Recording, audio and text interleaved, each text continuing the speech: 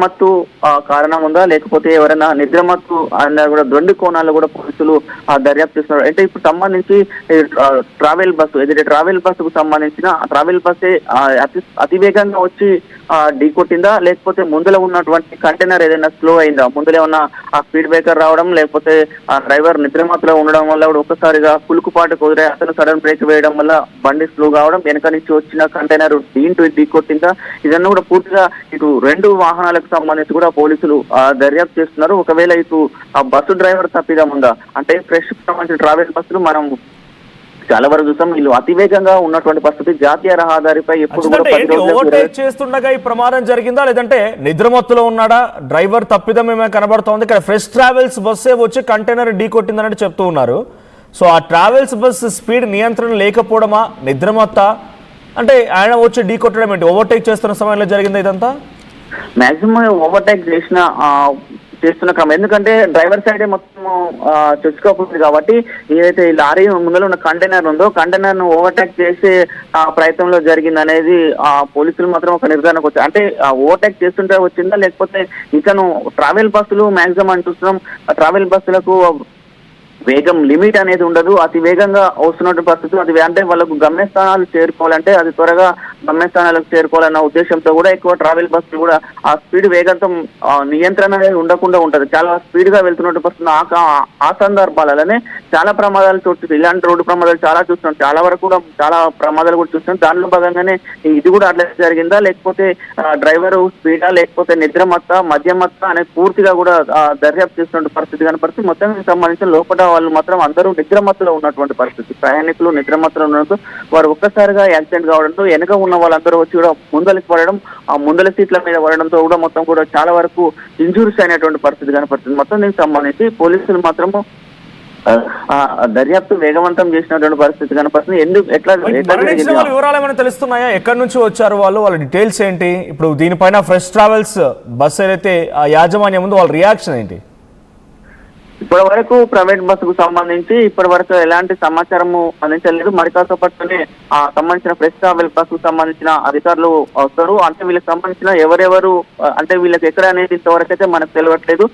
అంటే వీళ్ళు బుక్ చేసుకునేటప్పుడు వాళ్ళకి సంబంధించిన ఆధార్ నెంబరు ఫోన్ నెంబర్ తయారు ఉంటాయి. ఇప్పుడు పైన అక్కడి నుంచి అధికారులు వస్తే ఎవరైతే హైదరాబాద్ లో బుక్ చేసుకున్నప్పుడు సంబంధించిన అక్కడి నుంచి ఒక లిస్ట్ వస్తే ఆ లిస్టు ప్రకారం పోలీసులు సేకరిస్తున్న పరిస్థితి కనపడుతుంది. ఎవరెవరు ఉన్నారు, ఎవరి కుటుంబ సభ్యులకు కూడా సమాచారం ఇవ్వాలని ఉద్దేశం కాబట్టి వాళ్ళందరినీ కూడా కాంటాక్ట్ తీసుకొని కూడా కుటుంబ సభ్యులకు కూడా సమాచారం చేరవేస్తున్న పరిస్థితి. మరికొద్ది సేపట్లోనే మరికొద్ది గంటల్లోనే కుటుంబ సభ్యులు కూడా ఇక్కడ కోదాడ హాస్పిటల్ కు వచ్చే అవకాశం ఉంది. కాకపోతే ఈ ప్రమాదం హెవీగా జరగడం వల్ల కూడా చాలా మందికి ఇంజూర్స్ అయినాయి కాబట్టి మళ్ళీ ప్రమాద తీవ్రత ఎక్కువ ఉండే అంటే మృతుల సంఖ్య పెరిగే అవకాశం ఉండొచ్చు అని కూడా వైద్యులు చెప్తున్న పరిస్థితి కనపడుతుంది. కొంతమందికి సీరియస్ గా ఉంది, వాళ్ళకి ట్రీట్మెంట్ చేసిన అవసరం అయితే హైదరాబాద్ కు పంపేయడానికి కూడా చర్యలు తీసుకుంటామని కూడా వైద్యులు చెప్తున్న పరిస్థితి కనపడుతుంది. ఏది ఏమైనా ప్రమాదం మాత్రం చాలా తీవ్రంగా ఉన్నట్టు అక్కడ చూస్తే ఆ ప్రదేశంలో చూస్తే మాత్రం చాలా ఇబ్బందికరంగా ఉన్నటువంటి పరిస్థితి కనపడుతుంది. చాలా అర్థనాదాలు పెట్టినటువంటి పరిస్థితి. అక్కడ కొంతమంది అందులో ఉన్నటువంటి కొంతమంది వాళ్ళు మేల్కొని సహాయక చర్యలు కూడా పాల్గొన్నటువంటి పరిస్థితి కనపడుతుంది మనకు. Thank you Achyut. సో మొత్తంగా సూర్యాపేట జిల్లా కోదాడలో ఘోర రోడ్డు ప్రమాదం చోటు చేసుకుంది. కంటైనర్ లారీని ఐరన్ హెవీ మెటల్ తో వెళ్తున్నటువంటి కంటైనర్ లారీని వెనకాల నుంచి వచ్చి ఫ్రెష్ ట్రావెల్స్ బస్సు ఢీ కొట్టాడు తెలుస్తోంది.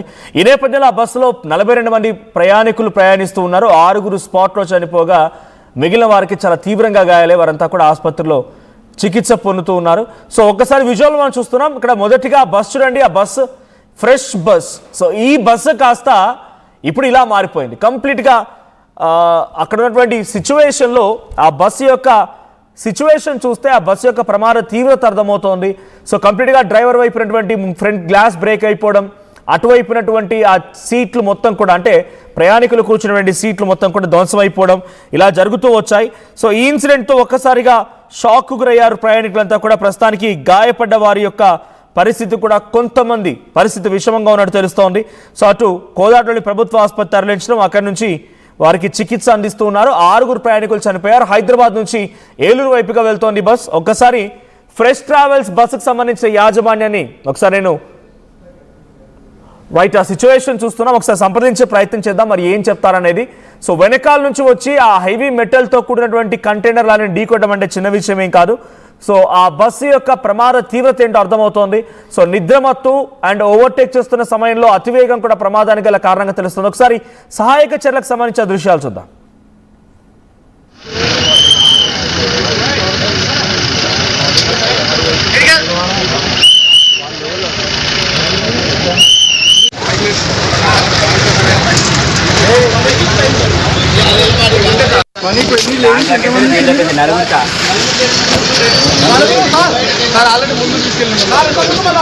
అనేవి తగిలి చేంజ్ అయ్యి దాన్ని చైన్ ఉన్నాయి కదా సార్ ట్రాక్టర్లో ఏం చేసిందంటే ఆయన బస్సు అనేది తగిలి ఆ నుంచి మిగతా లోపల ఆగి ఉన్న లారీనా లేకుంటే వెళ్తుందా లారీ స్లో ఆగలేదు సార్ లారీ కూడా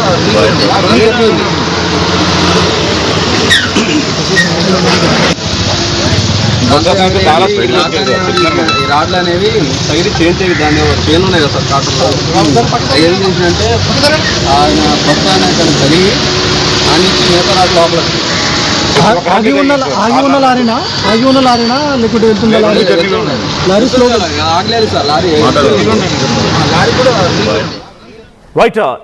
సో తరచుగా మనం చూస్తూనే ఉన్నాం ఇటువంటి ప్రమాదాలకు గురయ్యేటువంటి బస్సులకు సంబంధించి చలాన్లు చూస్తే వాళ్ళ నిర్లక్ష్యత ఏంటో అర్థమవుతుంది. సో ఈ బస్సు మీద కూడా చలాన్స్ ఉన్నాయి, ఆ చలాన్స్ మీకు చూపిస్తాను. సో ఇవన్నీ కూడా తెలంగాణ పరిధిలో నమోదైనటువంటి చలాన్స్. దీంట్లో మల్కాజ్గిరిలో అండ్ హైదరాబాద్ రెండు ప్రిమిసెస్లో రాంగ్ అండ్ అన్ఆథరైజ్డ్ పార్కింగ్ ఒకటి, నో ఎంట్రీ ఫర్ బస్ ఒకటి.